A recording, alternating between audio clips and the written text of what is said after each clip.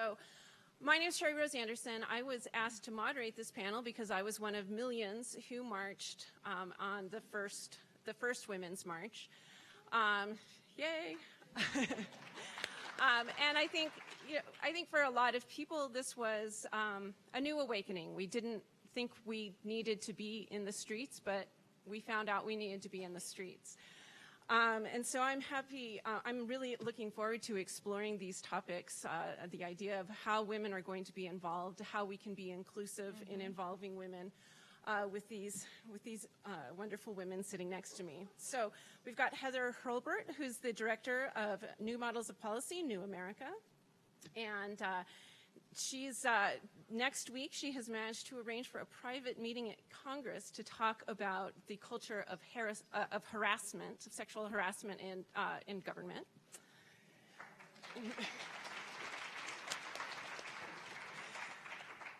We have Erin Velarde, founder of Run, Vote, Lead.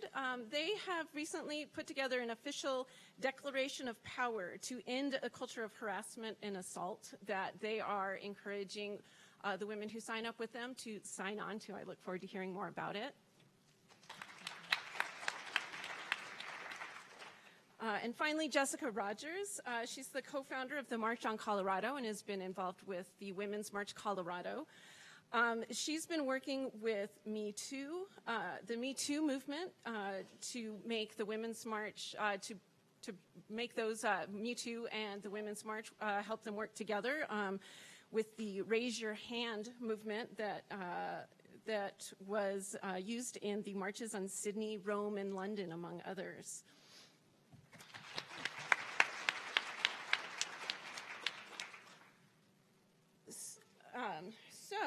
I think to get started, I'll let each of these women tell a little bit more about themselves, and then hopefully we can have a great discussion. I do want to say, before we get started, that I would like to mention that this session is underwritten by the CU Environmental Center, which is helping us to reduce the CWA's environmental impact. The center's support has enabled the CWA to purchase carbon offsets for speaker airline travel, to reduce its paper consumption by creating our app, and to promote our live streaming platform, and to offer free hop bus service. We encourage you to make use of these resources during your time at the CWA. And speaking of the app, in this CWA session, we will utilize both the CWA app and a note card system to receive questions from the audience. To ask a question in the app, simply select this session in the schedule, tap Q&A, and then insert and send your question. You may also raise your hand to request a note card and pencil from one of our producers. Please write legibly. If you are a student, please note this in your question. I hear this question was fought for very hard by the students at CU, so I really look forward to hearing your questions in this panel. But please do make sure your questions are brief and to the point. All right. So, Heather, would you like to get started? Sure. First, I think I just saw some hand waving back there. Do we have any of the student organizers in the room with us?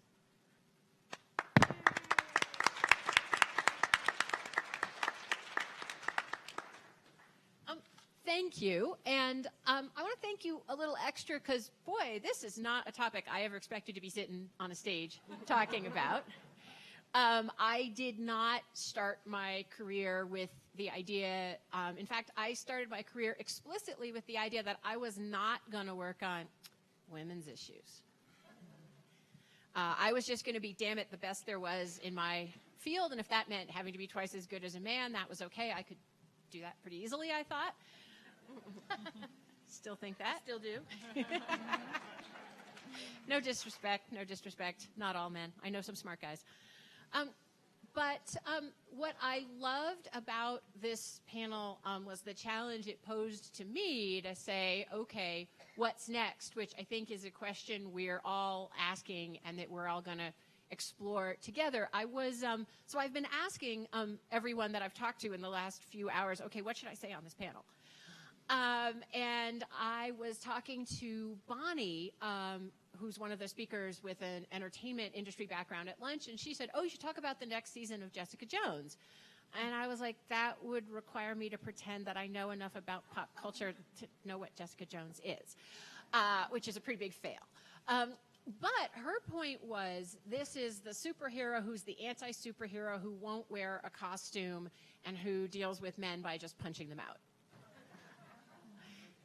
And drinking. Thank you. See, it's a good show. I appreciate the help now that I've confessed my total pop culture ignorance. But I think we're all at a moment where, we're all in a place, at least those of us who are maybe over 30, never expected to be, where I could sit on a panel and casually reference that I had a boss who grabbed my ass. And that I had a boss who said to me, oh, I had to hold your job open for a woman, and I hired you and I dated the other one. And let me tell you, I way got the better end of that deal. And it's still, just look at your reaction. It's shocking and it's amazing and it's liberating and it's really weird that we can get up here and say these things. But, the guy that I had to fire for sexual harassment is running for public office this cycle. And the gentleman who said, I hired you and dated the other one is still out there pulling down a very nice six-figure income. And, do I want those people? What is it that I want? And that's just me personally. And there are millions and millions of women who are never going to, number one, they're never going to have a microphone. And number two, nobody's going to think their story is interesting. So at once, the work of telling the stories is incomplete, and the work of figuring out and then what is really barely starting. And so the idea of Jessica Jones drinking and punching guys, or punching anybody, because there are some women I'd like to punch too. I'm equal opportunity when it comes to punching. But we're just at the beginning of this process, and so I really think we're all about figuring this out together. So I'll tell a couple stories from my sector, the national security sector, and one is the one that Cherry alluded to in her introduction, which is that a member of Congress is holding a small group conversation to try to figure out what do we do about a culture of sexism at the State Department. And my first response was, oh, I worked at the State Department 20 years ago and nothing bad happened to me because I didn't get raped. And I was like, I don't want to take up space, and I want women to have that something really terrible happen to be able to tell their stories. And then I kind of thought, wait, I think in 2018, I'm supposed to get beyond that habit of thinking. So I wrote to the organizer and I said, here's my deal. This was 20 years ago. And I was a political appointee. I wasn't in the regular bureaucracy. Is this useful or not? And she wrote back and said, actually, we desperately need older women to kind of ground the conversation and be reassuring to some of the younger women. So, yeah, I really would like, and so, I was like, oh, okay, now I have to get used to being in that phase of my life where my job is that. But all right, we got to roll with it. So, and again, that's not a place I ever thought I would be, and I don't know what that Congresswoman is going to do with the information. I don't know what, frankly, I don't know what the possibilities are. I'm not sure I have answers to how to fix the culture of sexism at the State Department or any place else, but that, sort of being willing not just to sort of either tell my story or choose not to tell my story, but then to say, okay, how can I choose to be part of the solution? And then once I start thinking about it, I have a million choices a day, and I'm a very privileged person to have as many choices as I do every day about how to be part of the solution. And so I'll tell you one thing I'm proud of and one thing that I'm less proud of. You may know there is a horrendous problem of sexual abuse in our military. And by the way, not just of women. The actual raw number of sexual assaults on men is higher than it is on women.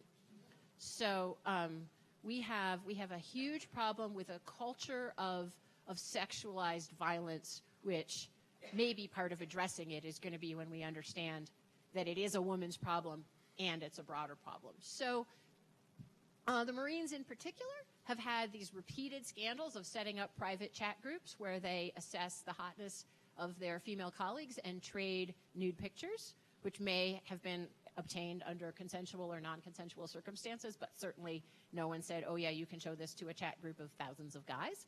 And those get shut down, and then a few months or years later, they pop right back up again. And so it's clear that, you know, someone's at least thinking about accountability, but nobody's figuring out how to change the culture in any real way. So women at the Pentagon called a stand down. And in the military, a stand down is what you do when you realize you've got a problem so grave it impairs the safety of your soldiers. And so you stop your operations, you stop whatever you're doing, and all you do is fix the problem. So they called a stand down outside the Pentagon at 7 o'clock on a cold morning, and a few of us civilians showed up to support them. Basically, me and a woman who had been one of the most senior career ambassadors at the State Department and the most senior African-American woman until she was pushed out by the Trump administration. And what did she choose to do at 7 o'clock on a Tuesday morning but go out and support these military women, which was very inspiring to me. And we're standing there and we're holding up signs and people are walking by, and women started walking out of the Pentagon to join us. And again, that's not an answer. It's not a solution, but it's starting to change the culture where those women felt that it was safe for them and it was important for them to come be on the outside. So now I'll conclude with the thing that I'm not so proud of, which is I sat on this very, very panel 2 days ago, having a wonderful conversation about intervention. Was anybody in the room for that one? You guys, it's the most amazing thing to have fans, by the way, to be just sort of an ordinary person who has it. Did any of you notice, any of the people who raised your hands, any of you guys notice anything about the language in that panel? So I counted, in the first 20 minutes, I counted 3 instances of just incredibly sexualized language of how we talk about U.S. relations with other countries. And some of them were things that, you know, frankly, we're so used to, oh, ha, ha, you know, Donald Trump has a little stick, ha, ha. And you don't, like, that's so inherent in our culture that doesn't even register with you anymore. And then one of the gentlemen, who's a very nice guy who I have a very good relationship with, said, oh, well, you know, in a certain kind of intervention, we really get into the knickers of the other countries. And I flinched, and I thought, okay, Heather, it's 2018, you should call that out. And I couldn't figure out how. And I'm still mad at myself, and that's why I'm telling you about it. Because, you know, and I don't want to punch the guy. I mean, there are some guys, but I don't, and it wouldn't help me to punch this guy. But if I haven't even figured out how to sit on a panel with another nice, rational person and turn to him and say, do not talk about my body that way. If I haven't figured that out, how the hell are we going to fix anything in the long term? So that's where we are from my perspective.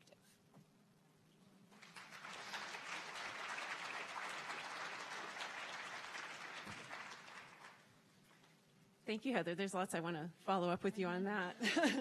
But let's move now to Erin Velarde, please. Sure. Hi, I'm Erin Velarde. I'm the founder of Vote Run Lead. We train women to run for office and win. We specialize in local and state office, which is awesome, where there are 519,000 seats. There are 535 in Congress, so start giving your money locally. Lots more women need it. And I can offer one solution in that if we want to create different policies, if we want to see a better culture of valuing women, our contributions, and our bodies, we have to be in charge. We have to be in public office. We have to be not just CEOs of Fortune 500 companies, but we have to be bosses of our divisions. We have to be holding men accountable. We have to create environments where younger women can feel comfortable fighting for titles of panel like this. And I want to share that I think there's so much to say about this topic. Now, after hearing what Heather has shared, you know, I was just jotting down a handful of the industries where we're seeing some of a culture of sexual assault and harassment become recognized. And it's the armed services, it's tech, it's government, it's restaurants, it's car manufacturers, it's in television news, it's in progressive circles, it's at NPR, it's in the presidency, Hollywood, comedy, it's in the ballet, it's on public radio, and I just stopped after that. I was like, this is making me sad, right? It's everywhere. This is a moment actually to stand down. This is a moment to say, if we are valuing women's leadership, if we are valuing the contributions of women, then we have a huge problem. And I think why young women fought for this panel at CWA is because our younger women, our daughters, our nieces have said to us, hey, you guys went out there, you broke those original glass ceilings. You're the first this, you're the first that. In many instances, we're seeing the first women of color, the second woman sit in these positions. And I still have to go to work and potentially be touched by one of my colleagues or a boss. And I'm still opting out of industries, the talent pool that we are potentially losing and have lost in this country over the last however many years by women choosing to get out of armed services, tech, government, restaurants, car manufacturers, television, progressive causes, the presidency, Hollywood, comedy, ballet. The talent that we have lost by women stepping outside of these careers because the environments and the workplaces that we are in have not been a safe place for them to be both physically and emotionally. And this is a moment to stand down. This is a moment to have these kind of conversations. One solution that Vote Run Lead is offering is we have begun to build in how to talk about sexual harassment and assault on the campaign trail, how to weed it out of your own personal campaign, how to hold men that you care about and who you love accountable. These are our brothers, these are our sons, these are our colleagues, and it's okay to be flawed, right? To have these conversations and to say, actually, that's probably not the best way to go about talking to your female candidate if you're the campaign manager, right? That's not the best way to get the most out of your team by creating environments that use words like knickers, and that's a light one, right? And so it's difficult, it's uncomfortable. I even feel uncomfortable right now. My body feels uncomfortable. I have this like heat radiating off of me. My face is probably getting redder by the moment. And this is the kind of way we have to be talking about this very uncomfortable subject if we want to actually see change. So at Vote Run Lead, one of the things that we've done is we've created a declaration of power. Because at the end of the day, this sexualized violence, this sexualized culture is about power, right? It's about making sure that women know at the end of the day that your most valuable contribution is a sexualized contribution, right? And just reminding you that you're a little bit less than. And in the grand scheme of things, men are more powerful than women with a little nudge here, a little wink there, and a pat on the ass in 2018. This is about power.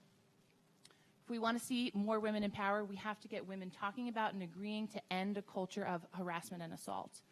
And this declaration of power we have taken all over the country. We have these beautiful signs that talk about how this system wasn't really built for us. It definitely wasn't built by us.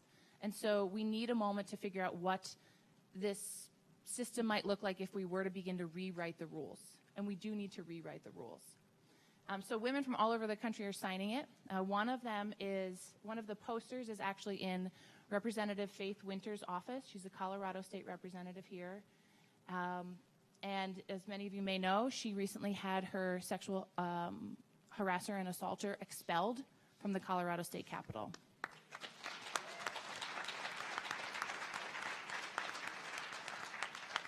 She also happens to be the National Training Director for Vote Run Lead and is the perfect person to help write our curriculum on how to do this. And after that day where she got him expelled, she went to Fort Collins and trained about 50 or 60 women to run for office. So there was no stopping her. We were like, I'm sorry, you can't have the day off. It was 111 days of this for her to go through this process. But because she was someone in a position of power, in a formal position of power, she was able to actually write the rules and set the agenda for how he was going to be held accountable. It had happened to his campaign manager, to interns, to other young women in the Capitol that didn't have that kind of power. And so even that process, they didn't have a process to make something like this, to have consequences. And I think that's what young women are asking us for right now is consequences. What are the consequences of this going to be? I think women got out and marched, and you'll talk more about that, because it felt like there were no consequences for the statements that President Trump was making. It just felt like it got left out there, and nobody seemed to care about this particular issue. And we saw from the Me Too movement that it's more than pervasive. It's a commonplace thing for this to happen to women. And I'm so excited to see so many men in this room. That makes me so happy.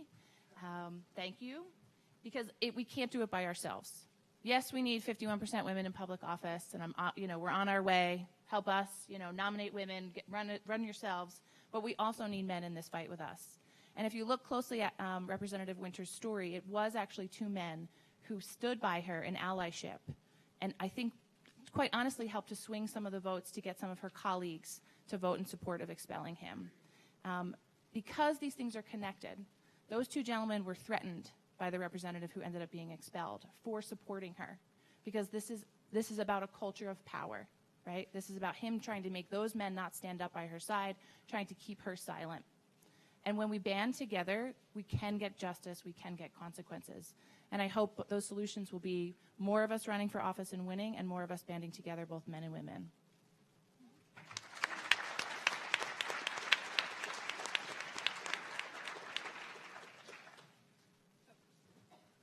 Hello, my name is Jessica Rogers. I was one of the organizers of the Women's March on Denver, both last year and this year. I got involved in the Women's March. I had not been an activist beforehand, and even though I consider myself a feminist, I had not been an active feminist beforehand, but really got involved once Trump was elected for many of the reasons that everybody was here probably very upset. Oh, thanks. Is that better? Oh, it sounds better. Thank you. So one of the things I want to talk about is it became a real passion of mine, a project we had initially started calling the Raise Your Hand Project. I don't know if any of you have seen the Netflix documentary Audra and Daisy, but it's about 2 young women who experienced sexual assaults in their high school. Neither were believed, and one was bullied to the point where she committed suicide. So I watched this documentary as we prepared for the first Women's March, and I think what really struck me in that is if those 2 girls could just have known how not alone they were, that it happens to most women, in fact, the majority of women.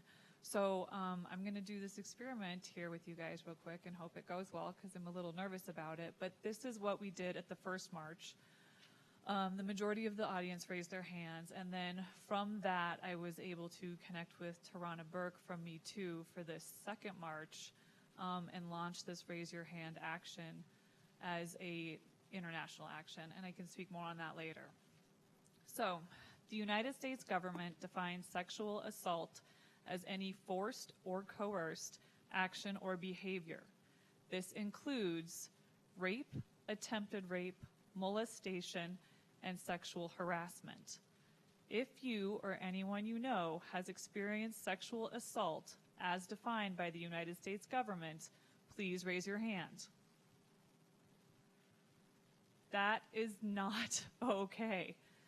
That is the majority of you. We specifically made this language non-sexual or non-gendered because, as Heather mentioned, in the military there's a lot of assault on males. We also wanted to point out that it's not just men who perpetuate this, but women can as well.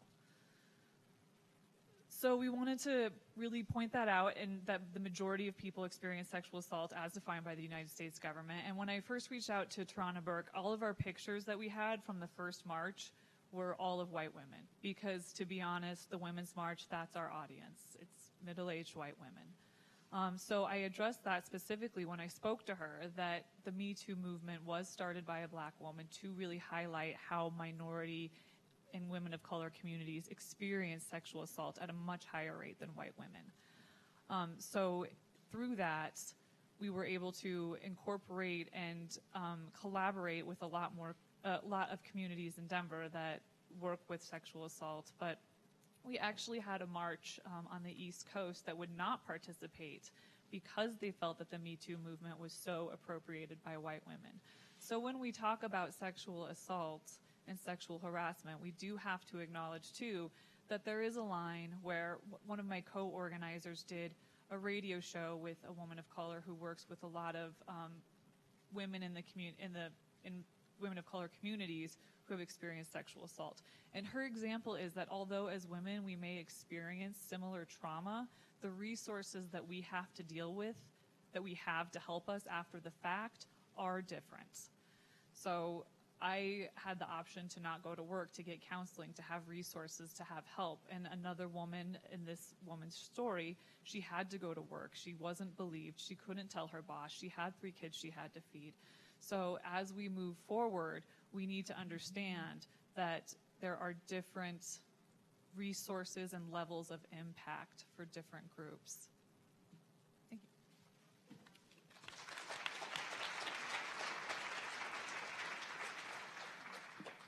Thank you, Jessica. And that's a great segue with where I want to get started. I do want to say I'm getting a lot of questions coming in, so thank you. And I hope we'll have plenty of time to take these questions coming in. But I did just want to start a little bit with the fact that, well, yes, we're talking. The Women's March was widely regarded as, and certainly initially was very much a white woman's movement. Pussy hats have been found by a great many people to be exclusive of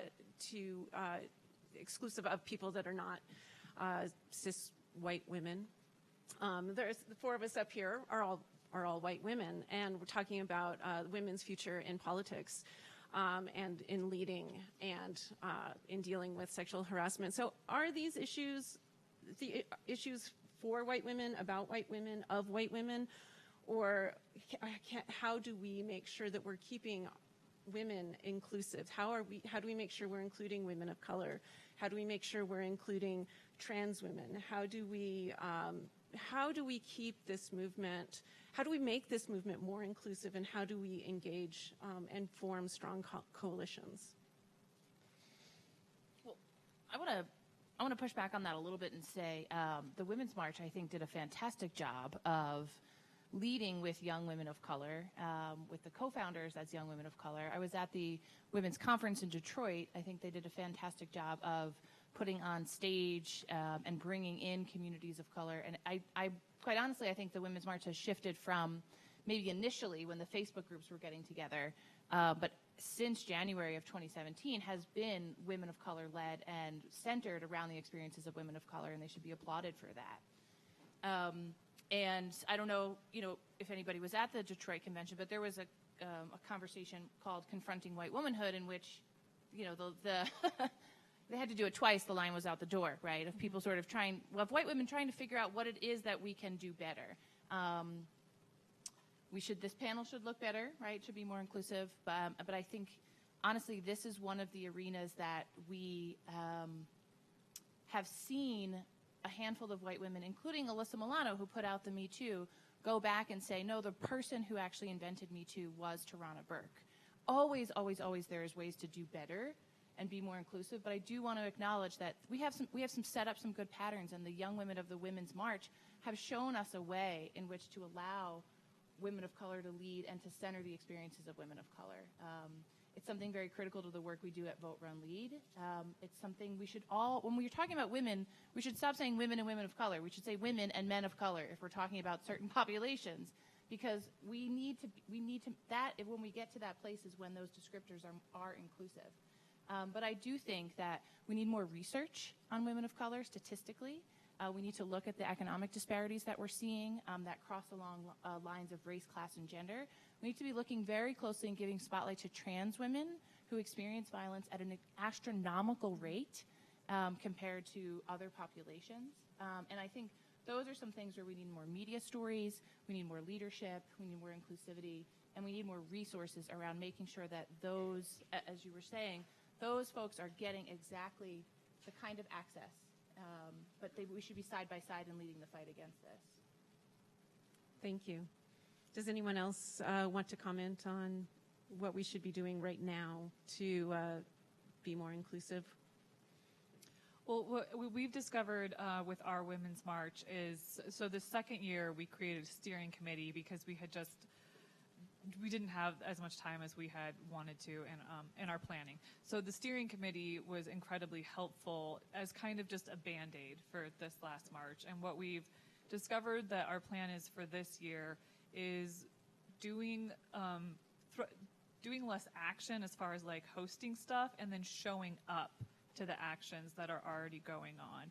So we felt that us being inclusive was, I don't know how to say, like, there was already activity going on before the Women's March for decades by many marginalized communities. So there was nothing new we could bring, and kind of trying to offer that was sometimes perceived as insulting. So we just found that showing up to the events that those organizations and communities have already been planning, again, because they've been doing the work for years, was the best way that we could include ourselves without dominating or leading or asking if help was needed. Because again, asking if help is needed implies that there's like an absence that needs some kind of fixing, whereas these communities have been working to their own ends for a very long time. Thank you, Jessica. And that, that leads me to think about something, Heather, you were saying earlier about your privilege, that you have privilege to be making lots of questions, and I think making lots of choices in your life. So how and this issue is, so how do we use our privilege? If we have privilege, how do we use it to lift up and support the people who currently do not have privilege, who have important messages that they've been trying to get out? We see it with Black Lives Matters, the treatment of Black Lives Matters versus the Parkland students, for instance. How do we work together without swooping in? Well, I want to start actually by saying something optimistic about that, which is that if you look at state and local politics, there's a lot of controversy and a lot of angst at the national level, which takes up a lot of media space and a lot of emotional time. And I really salute both Jessica and Erin, who have to live in that world every day, and who seem both to be very calm and breathing in a very regular way. But if you look at the reporting of E.J. Graff and Joan Walsh, who have both written quite a bit about women's activism at the local level, E.J. makes the point that at the local level, people really want to solve problems and change things and fight back. And so actually some of these debates around feminism and around sort of whose experience we center really actually are not as problematic at the local level as at the national level. And sometimes those of us who are active at the national level really need to take a lesson from our friends in local communities who are just walking into a room and saying what's needed and how can we get it done. And a related example that has drawn a lot of discussion and controversy is the Alabama Senate race, where it is just undeniable if you look at the numbers that Black women won that Senate seat. And there's been a lot of justified, I think, frustration around the tone of the national conversation, which either sort of didn't mention Black women or acted like it had just discovered Black women and they never existed before, that Senate race. But the story about what happened on the ground, and now this isn't always true of the National Democratic Party, but that they came in with money and actually had the wit to say, who are the people who know these communities and how can we empower them to go out and lift up the vote? And we're not going to tell you how to turn out the Black vote. We're going to ask you to do it. And that's a small example of getting something right, which I think we sometimes need in this area. But I think we all, and so then I'm going to go to the completely opposite extreme and say that we all personally have all kinds of opportunities to lift up other women's and other people's experiences. So if I can tell another anecdote, and I don't see this woman in the audience, but last night, a young woman who's a student here came up to me, and she said, well, after I heard you speak on a panel on gender here last year, some of the folks from that panel were here earlier. She said, I went off and I proposed an independent study project on gender in international relations. And my professor said to me, oh, no, you can't do that because I'm uncomfortable with the idea that there's anything different about gender in international relations. So now, okay, I can tell that story to other people. I mean, first I was like, tell me who your professor is so I can go A, give him a reading list, and B, punch him. But what can I mean, I'm super lucky because I have a job where I actually get funded to write stuff about the incontrovertible social science about gender and international relations. So, number one, I'm not allowed to get tired of doing that, and I'm not allowed to say, all right, yeah, damn it, I wrote that 2 years ago, and everyone hasn't figured it out yet. I'm bored. I want to write about something else. Nope. And I can say to myself, what else, what other choices can I make to get this message out to more people?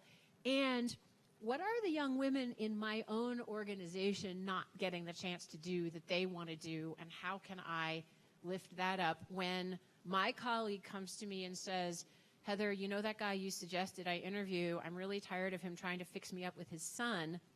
Then, hey, guess what? I have to put on my, I'm the old lady here and figure out how to have that conversation.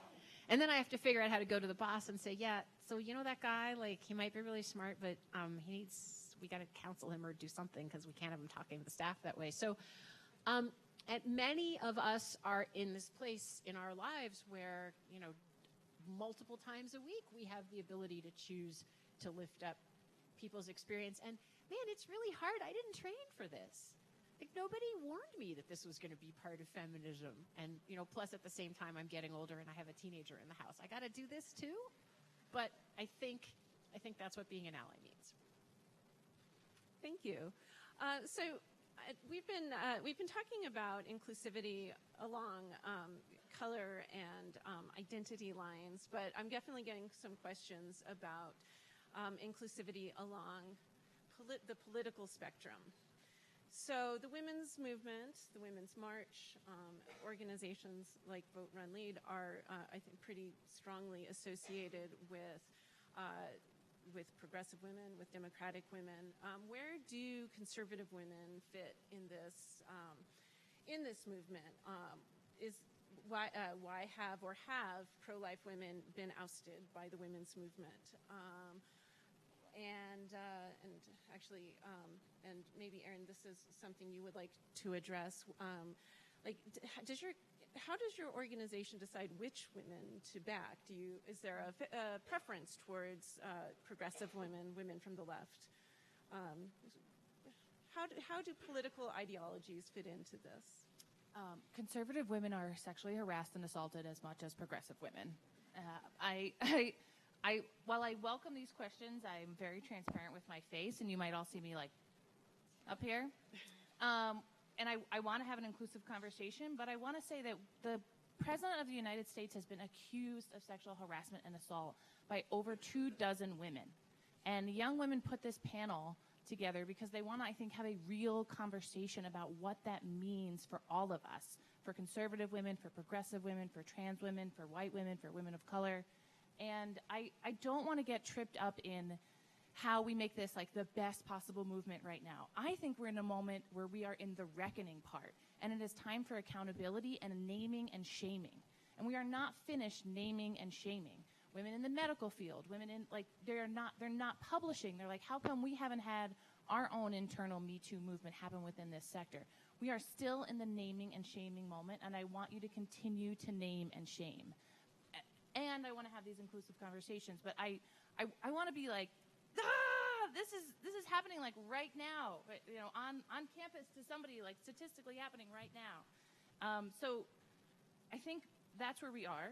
We have finally named a problem that we have not named for decades. We are still in the naming and shaming phase. The next phase is to say collectively, what do we think the policies should be that are formalized, that are written, that can help shape the culture? And what is the cultural movement that we want to have pushing consistently so that this never happens again, and that those policies just don't become, something that was written into law by a couple of progressive state legislators or a couple of forward-thinking companies, and it actually doesn't become sort of dominant culture in the country. And so I want to name that before we sort of dig into this, how do we include conservative women? How do we include, because this is happening to all of us. Sexual harassment and assault doesn't give a shit who you voted for in the last election at all. And we owe it to our daughters for us to be saying really to one another that I don't care that you voted differently than I voted. I don't care that you have a totally different lived experience that I have. This cannot happen to you. This cannot happen to me. And how are we going to work together to make it happen? And, you know, I told the story yesterday. I was in the bathroom of NPR, where you saw one of, you know, several of their top executives, you know, were let go. It was a really pervasive culture where in the sort of liberal bastion, NPR, right? And there's all these Post-it notes in the women's room that are like, you're awesome, you're amazing. And it's become part of this culture of making women feel stronger so that they can go out and actually share their stories. These are journalists who are professionally paid to share stories, right? Share their own stories within this liberal institution. And then we have something happens at CPAC with, again, I'm forgetting her last name. Yes, Mona Charen, who at CPAC on a conversation says to the conservative audience, we have a problem with sexual assault and harassment if we're not going to have a conversation about President Trump and what is happening in the world right now. And she got escorted out by security. Yet, silently, she had an echo chamber on Twitter and email and Facebook messages of women on the right and the left say to her, thank you, right? I'm deeply concerned with this as part of my political identification, that I have to just act like this wasn't a big deal, otherwise I'm not a good party member. So women on the left have to reach out to women on the right to say, this is not about an ideological, et cetera. I don't care if we voted differently in the 2016 election. We're going to have to work together if we're going to solve this pervasive problem. And at Vote Run Lead, our resources are open to all women. We have an intersectional feminist belief. We believe in the best values of feminism as part of our organization. And that includes diversity, of course, along racial and ethnic lines, geography, but it also includes diversity of perspective. And so I'm constantly keeping lines of communication open to more conservative women. But I'm also finding moderate Republican women have nowhere to go right now. And they are asking for some sisterhood and saying, it's okay that we don't agree on X issue or that we voted differently. On this, we can work together. And that's what I would like to see across a variety of lines, because this is one of those issues that just does not have it has nothing to do with your likelihood of being affected by it if you are a Republican or a Democrat. Thanks. And I wonder if that's part of the answer to a question I've gotten a couple versions of as well. So, which is essentially, so white women voted for Trump by 52, 53%, something like that. So why are white women, along with all women, why are white women on the streets now? How does one reconcile white women voting for Trump with white women and many, many, many women of many, many different stripes protesting against Trump and working for a better representation in government now? Yeah, that's a tricky one. How is it reconciled? I don't know, because I mean, I was a woman who obviously did not vote for Trump, and all of my female friends did not either. So it's hard for me to even know or imagine that 53%. And I guess it's just reconciled in the best way that I know, which is that a bunch of white middle-aged women turned out for the Women's March, and then we keep trying and we keep showing up, and I think that that's all that we can really do at this. Well, that's not all we can do, but run and vote and campaign and just keep showing up and keep pushing it forward, and just make sure that you're getting every younger person to vote, get everybody to vote, because those 53% turned out because they were told to. They knew because they did. They showed up. And I think if all of us had shown up, if everyone had shown up, it would have been a lot more balanced. So we know that until or through the 2016 election, gender was not a particularly good predictor of your vote, that your ideology and your race were much better predictors. So 53% of white women voted for Trump because they believe that conservative values are better for them and for our society. And, if you don't like that, you've got some work to do. And there's that's another version of the white woman problem, which we can talk about on other panels. The challenge for this issue, which both Erin and Jessica have talked about in different ways, is that, we do have, although it feels like we all live in bubbles, we do have a culture that's permeable in a lot of ways. And as we've seen, the perpetrators who've been unmasked in the last, 8 or 10 months of Me Too have been all across the field ideologically, all across the field profession-wise. And so this, in a funny way, our conversation has been running Me Too and the Women's March together, but they're actually quite different phenomena. I mean, and Jessica, you talked about their different origins. But, and we have to be content with the idea that our activism, our goal on Me Too is making life better for all women and all people who might be subjects of sexual harassment and assault, even if they don't agree with us politically. I mean, as you said. So, we do have, there is this reality, and I'm going to steal Erin's awesome line from yesterday, that it turns out we don't vote with our vaginas. But that doesn't mean, and it's going to be very interesting to watch over the next year as you do start to see, what's the name of that dude? Blake Farenthold. I mean, we lost, quote unquote, we won getting rid of another Republican congressman in the past week, right? So, I mean, there's so much crazy stuff going on that you might have barely even noticed that. But Me Too is having a cross-partisan effect. Right. So, which can, I think, even as we have the gaping partisan divide we can still get some places on Me Too. We have to have conversations with each other. I say that as the all-white woman panel. We have to have conversations with, we all know a woman who voted for, we all know a woman who voted for Hillary. We all know a woman who voted for Trump. We need to have a conversation to ask why, to be really curious and to listen. Because there are smart, talented women who made a choice in the 2016 election. They knew what they were choosing. They knew the number of women that had come forward around assault and harassment, and they made a choice. So the question is, how do you make that balance? I want to better understand what that balance means for you. What do you put above as a priority as women's health and safety? I want to know what those choices that you're making, because I'm really curious about it. And I think the other thing of looking at why it was sort of so easy for us to vilify Hillary Clinton and to make that choice kind of easy for some folks is also about this sort of culture of how we treat women and women who are powerful. Secondly, all women are not the same. We're not like a bunch of 5-year-olds on the soccer field who all chase the ball in the same direction, right? We are 51 to maybe 52% of the population. As we get older, we're even more. We are all not going to move in the same way. We have to understand the diversity within the population of women. We also need to ask these women for solutions. What would be a way that you would want to see this remedied? Because they don't disagree that this is a problem.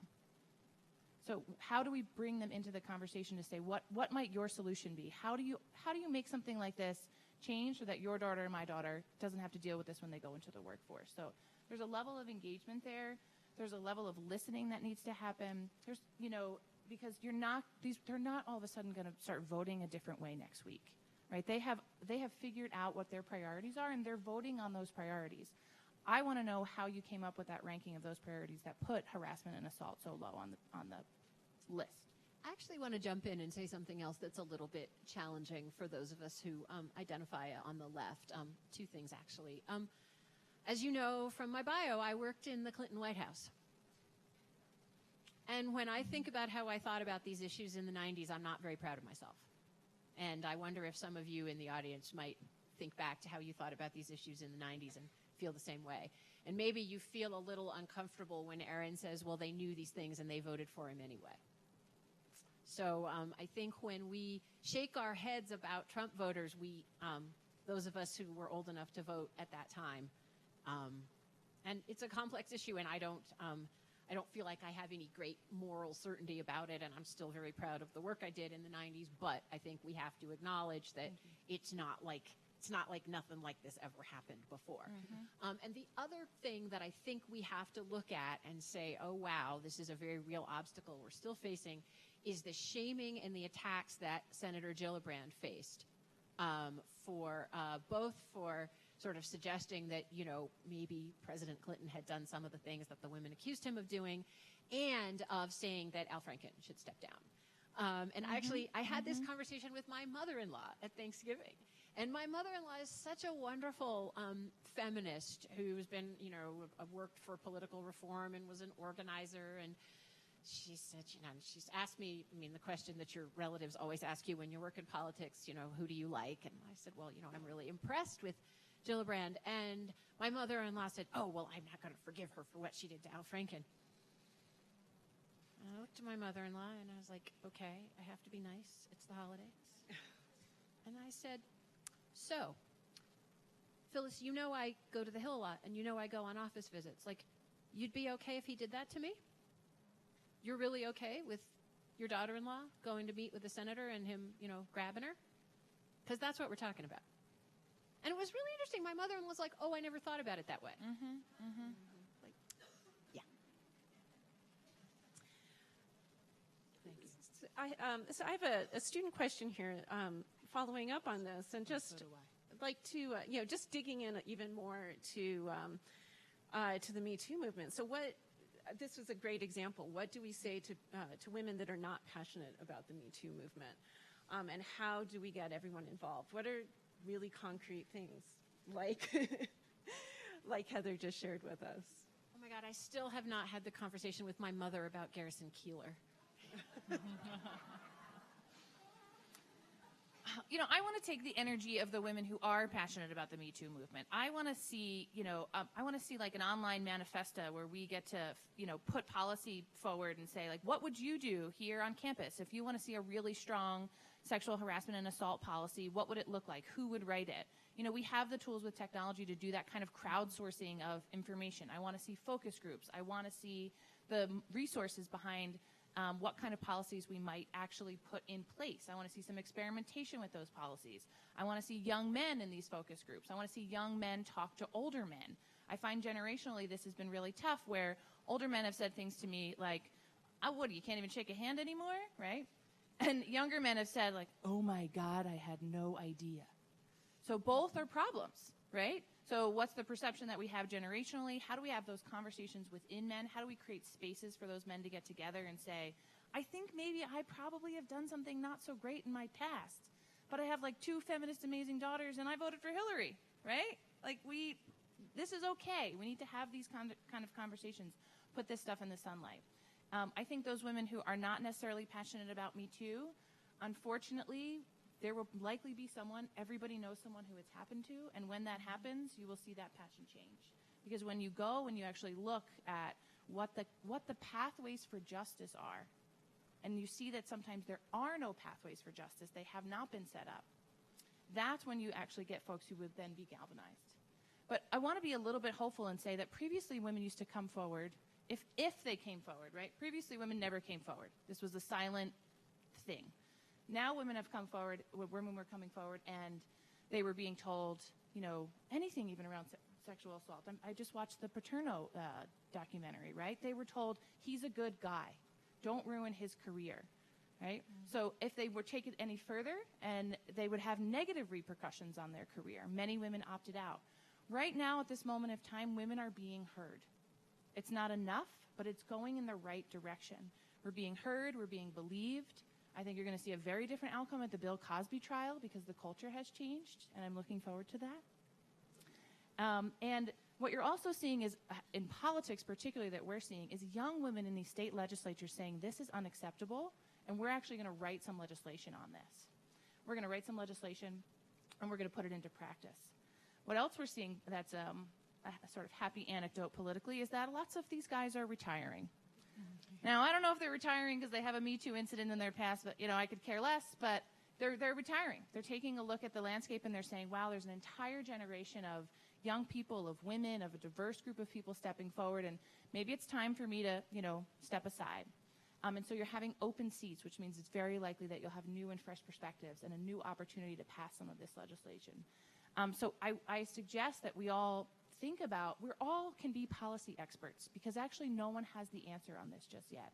So thinking about what we would do if we ran a workplace, what we would do if we were to potentially write legislation, put that out on social media, put that out on Facebook, get together with somebody who knows how to craft some policy and figure out what it might be, because we're not yet at the place where we have seen really successful pathways to justice, and we need to write it ourselves.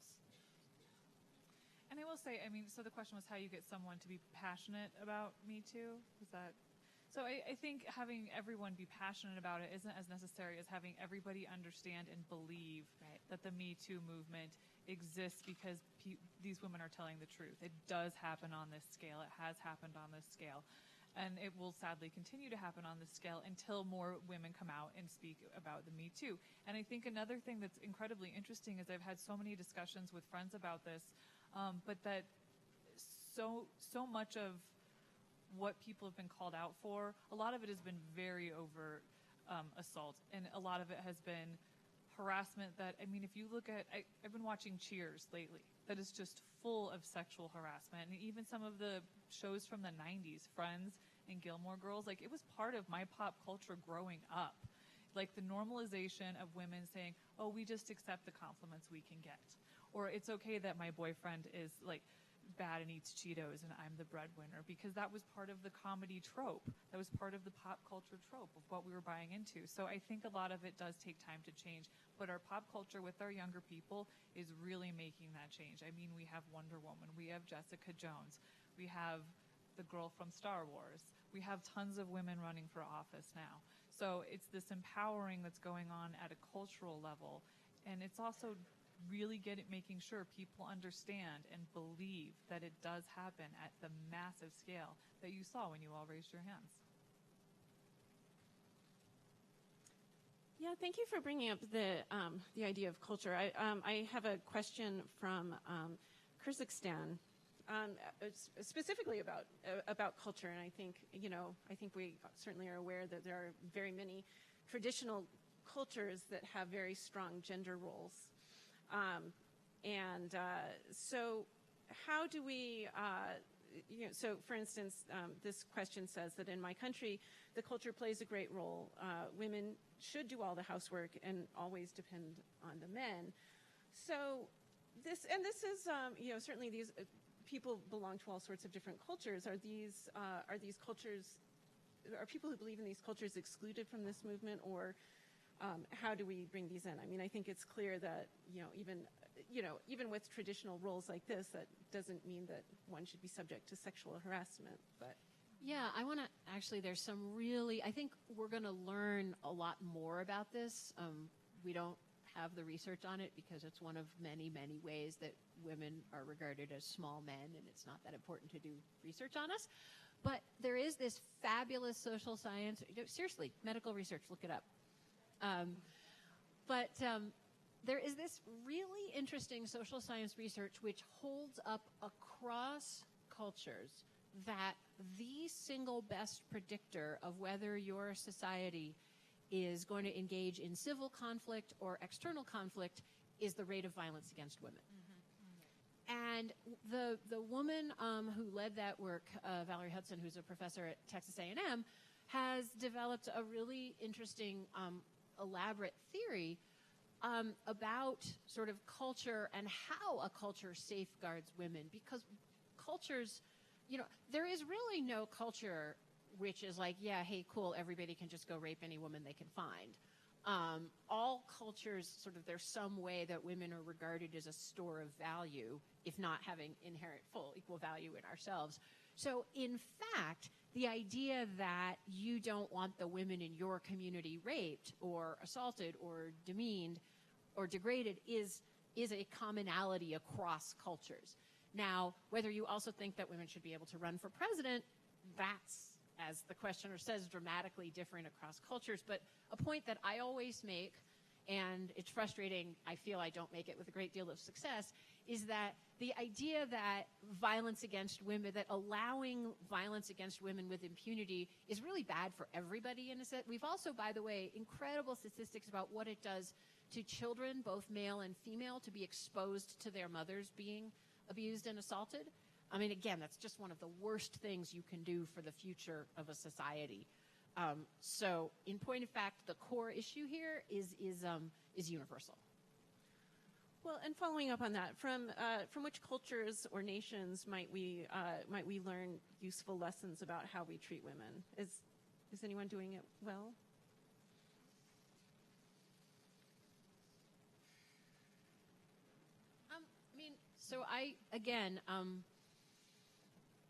Even the cultures that one immediately thinks of as, oh, I want to go live there. So Scandinavia would be the thing that first comes to mind. But the interesting thing that happens is when you get a sector and you sort of introduce a lot more women to that sector, or you mandate women's participation in that sector becomes a less prestigious sector. So unfortunately, it looks like the urge to discriminate is also a universal urge. So I would never say don't learn anything from Scandinavia, but it's also sort of not the case that you can import the Scandinavian model here and make things work perfectly. I'll also point out that there are some real cultures that use quotas. There are some real problems with that, but there's also no culture that has used quotas and collapsed into the ground and ceased to exist as a culture. Okay, let's shift topics a little bit. I've gotten a few questions about language, and specifically, there's a few flavors here. But if we are concerned about sexualized language, and that the role that the way that we use sexualized language about violence in particular, how does that play against a panel whose name is Pussy Grabs Back, which one person has noted made it actually difficult for them to attend this panel? So how do we resolve that?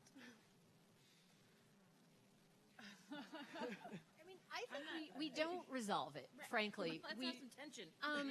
And because, look, I'm the oldest of the speakers, and there's a lot of language that makes me uncomfortable, and, would I want my son running around? No, I wouldn't.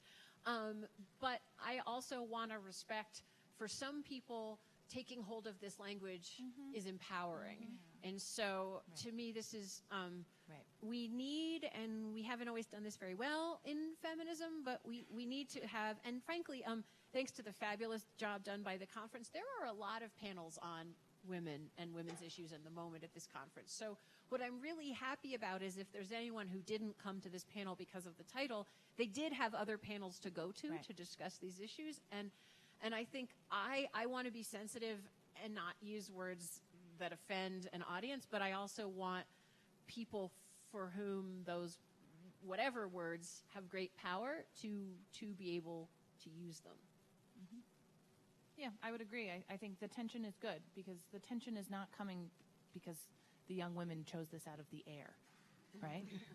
The tension is coming because that was something that we heard recorded by a man who is now elected to the United States presidency. And that is a big deal. That is a big deal generationally that will last with these young women for the next 60 or 70 or 80 years, however long they live. And that's, in thinking about words that have been controversial and appropriating them and having those communities reappropriate those to have meaning for them has been powerful consistently across the board. So the question is, why does that make us uncomfortable? And the reason is because the conversation we're having right now is about having women under attack around harassment and assault. And that's, I'm glad, right? Uncomfortable conversations lead us to a place where we get comfortable about things that have happened that we need to have sort of some sunlight on. So again, I want to applaud the students. I mean, we've been laughing about it for sort of weeks, knowing that this was going to be the panel and this was because of course it should be controversial. We should feel a little bit of tension about this, and we should be asking, why did they want to name the panel this, right? And that is about a larger problem that we need to solve together. Well, and I find it so, I mean, it just struck me with the question of referring to pussy as a word of violence, I think. Somehow I got that connection, but... Well, I did sort of make that allusion. Okay. Really, I think more just the sexual terminology, I think, is the underlying... Sexual language being applied to violence and sexual language being applied to this conference. Right. Well, and I think... so in the last year and a half in my world, being involved in the Women's March and all the activism, like pussy, like you've seen all the signs that say this pussy grabs back and pussy hats, like for the last year, this word has taken like a whole other meaning in my mind, in which like I didn't even blink at the topic of this because it just seemed like status quo. Like, yes, these are all really strong, intelligent women talking about an issue that really matters. So why is pussy a bad word? And it's not. And we need to reclaim it.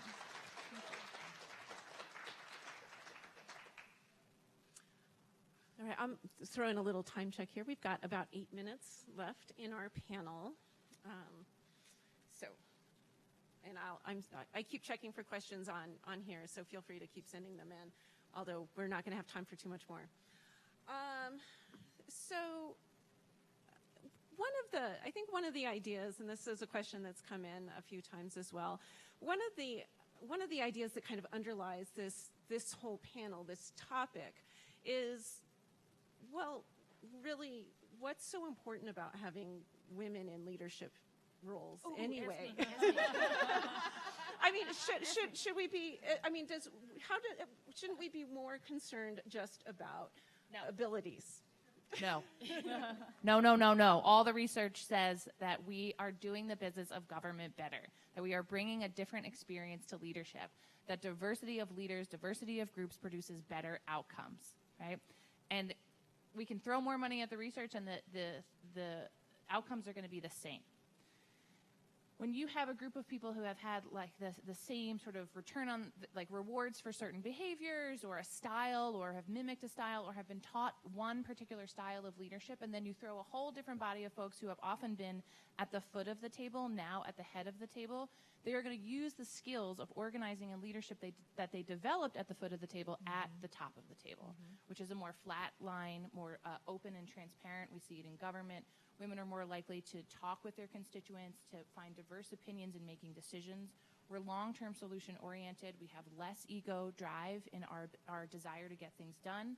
We run for office because we want to see a solution, not necessarily because we want to be called United States Senator, though that would be nice too. We're ambitious in the sense of, there's sort of two different definitions of ambition. You know, the Merriam-Webster, if you open it up, the first A says for rank, power, or fame. And I ask at my trainings, is this why you're here? Is this why you're running? And, you know, some of the women, and actually some of the more younger women are like, yeah, I'll take that, right? I'll take a little power. Definition B is a desire to achieve impact. And the whole audience raises their hand. And those are the motivations that we see from women into power structures that haven't necessarily been built for or by us. So we are definitely seeing either maybe it's the way we're raised, maybe we're wired differently. Nobody actually knows the answer exactly, but they know that when you put more women in leadership, boards get more money, companies do better. When you see the health and well-being of girls who are educated, that countries thrive and flourish, that boys do better, their sort of country's GDP goes up. I mean, I could write a book, but there are hundreds of other books on this topic as well, that diverse leadership is good leadership. And that when women bring their sort of, whether it's 33% or maybe 25%, you see men behaving differently too, and a swapping of leadership styles in which, you know, sometimes it's time for a decisive action on behalf of the female CEO, and sometimes it's time for collaborative action on behalf of the male CEO. And we have a blending of leadership styles. When we mix it up between the hierarchical model and the flat model. So it's not that one gender has the best toolkit for leadership. It's that when we're together and we're bringing the diversity of our skills to the table, we all actually do better in how we are achieving those outcomes. And we are desperately in need of women in public office and in leadership because the experiences of women are not actually on the agenda just yet. So it was Connie Morales and Pat Schroeder here in Colorado who put paid family leave together as a Republican and a Democrat around maternity leave. And it was just not on the agenda of men, right? And it's like, okay, we probably can't blame them because they can't have babies. So they don't actually have that particular experience. And now we're seeing, women in the military come forward. It's the female congresswomen and the female senators who are putting that legislation forth. We're seeing when it comes to girls' education, it's women carrying the water of the experiences that girls and women are having, which may not just be in the line of sight for men right now or in the past. And so that's a critical component that we're actually changing what is going on the agenda. And we're taking issues like the economy and we're saying, what is the effect via gender? So if women are making 70 cents to the dollar or 54 cents to the dollar if you're Latina, we can come at that from both a conservative and progressive rationale that women need to be making equal to men. You can come at it from the perspective that it's the fair and just thing to do, that equal pay for equal work is right. And you can come at it from an economic standpoint that 30 cents in her pocket or 46 cents in her pocket is actually good for the economy and good for the community that she lives in because she's going to spend it, right? She's going to put it back into the local economy. So it's like there are so many reasons for us to be investing in women right now that it's like it's the smart thing to do. Yeah. Well,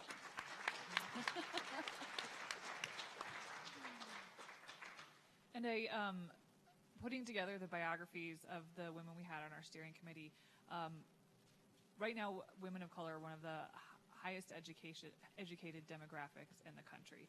They also have, and women in general, have tons of experience with community organizing backgrounds. So who I want as a leader is somebody who is highly educated and then has tons of community organizing experience. And those candidates are out there. And those are the women of color. And those are the people that have been organizing in their communities. And all women. Most women. But women. Okay, let's see. Oh, I need to step in with one correction here. The clock on my computer is fast, so we actually still have 6.5 minutes. So I've gotten a bunch of questions in the last few minutes about going back to the topic of sexual assault and harassment and how to deal with it. So there's a bunch of questions here. How do students deal if they've been assaulted by a student or a teacher at any age level? How do we ensure fairness in any sort of in any kind of justice proceedings? What does fairness even look like in those proceedings? It's a rotten, rough, horrible experience when you read people's stories. I guess so. With those two. One thing I'll say, and I was an RA in college, a resident assistant, and so you deal a lot with just various stories of your peers and really high levels of confusion of young men around what is consent. And I think that is, I'm so excited around the conversation that we're having around consent right now. And really, yes is yes and no is no, right? And I can now no longer listen to that Christmas song, Baby It's Cold Outside. Yeah. It's like I just can't do it. Yeah. So we've come a long way in that sense. So I think educating young men about consent, particularly on college campuses, is extremely valuable. We should be doing it on a constant year-round basis. One of the things that I'm uncomfortable with is that these crimes live within the campus authority, and these are crimes, and they need to go to the police, right? And they need to be given to the police. The idea that we're counting sexual assault and harassment on sexual assault on campuses as a number that colleges get to hide is disgusting. These are crimes, and they need to go through the criminal justice system. It's one of the ways which we've sort of taken that power. And so for me, those are two, I think, concrete things that we can do, particularly on college campuses. But I do think for young women, there are some, if this does happen to you, whether it's particularly about harassment, the contemporaneous evidence is really important, right? Sharing it with someone via email and in a way that your story is set straight in a short amount of time afterwards. I know that is tough, but it's one of the things we talk about. It's if you, especially around harassment, if you've been harassed at the workplace, send that email to somebody else that you trust, even if you're not just ready to like take it to the higher ups. So that when it does happen, there's the sort of like the Comey rule, right? The contemporaneous notes really matter. And in that way, you have the choice later on if you want to go ahead with the harassment complaint in a workplace. But I do think there's things in college campuses that we can be doing quite differently. Those are small, very practical. The only thing, I have one thing I would add to that, which is find somebody who will believe you, find somebody who's older or more senior who you trust, who can help you think through how to deal with the process. I, as I mentioned, and this is something else I wanted to say. I always say, oh, I was really lucky. I just had one instance where someone grabbed my ass. Now, that's totally unacceptable. But it's also, in the scheme of things that happen to women, pretty mild. And I was extraordinarily fortunate that when that happened to me, I was also doing some freelance work for General Claudia Kennedy.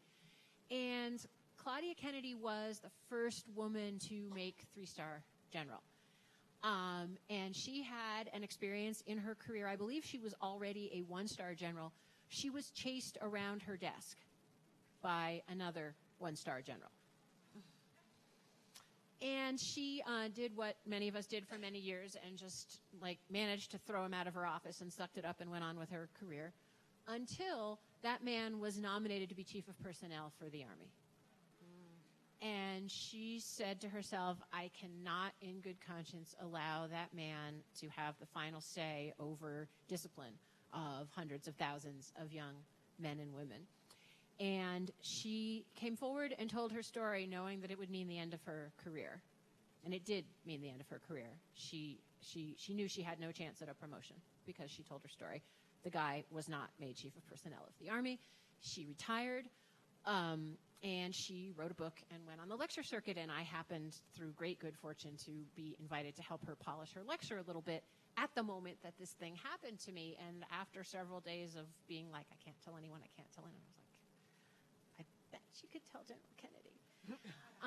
But it took an enormous amount of I was like, I'm complaining. I don't know her well enough. She's paying me on a project. It's like she's going to think it's none of her business. I'm wasting her time because she's this important 3-star general. And she was great. She said, oh, like, I believe you, and that's a big deal. And we're going to talk about the structure of your organization and who it's safe for you to go to. And it did. And I was able to, well, I don't know. I have mixed feelings about the outcomes of that. But, the guy didn't, nothing ever happened to the guy, but nothing ever happened to me again. So in a 50-50, would I do it better now? Maybe I would. But find somebody that you believe and it's going to be your champion because for all the reasons Erin said, you need one. Thank you, Heather. I think that's terrific advice for all of us, for everything. We have about 1 more minute to wrap up. So, Erin and Jessica, I wonder if you have one piece of advice you might want to leave our audience with.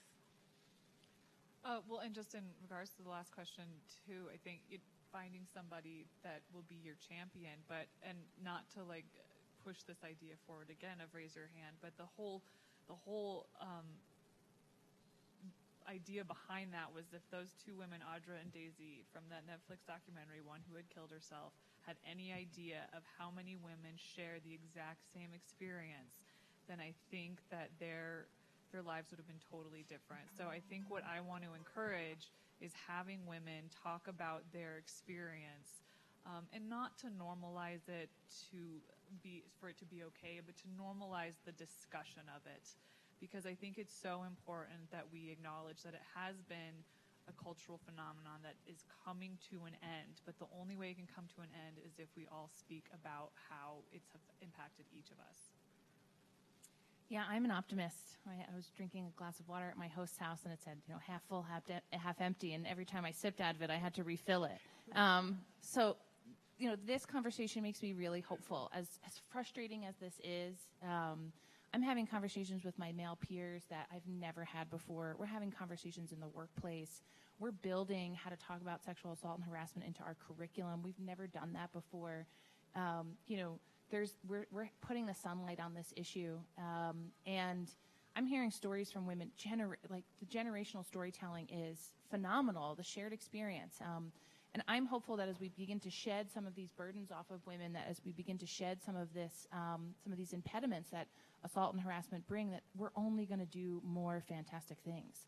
That we're only going to see more women in these industries. We're only going to see more amazing films and television and authors and politicians and, you know, women business owners. We're only going to thrive more and more because we've been thriving with this stuff coming at us. And so I'm really hopeful for the resilience that women have shown, for the sort of quote-unquote pussy power that the students have shown. That all of that makes me really hopeful that we're beginning to shed some of these layers and that there's more to come, more fantastic stuff to come. Great, thank you all. And thank you all for coming to Pussy Grabs Back, Women on the March.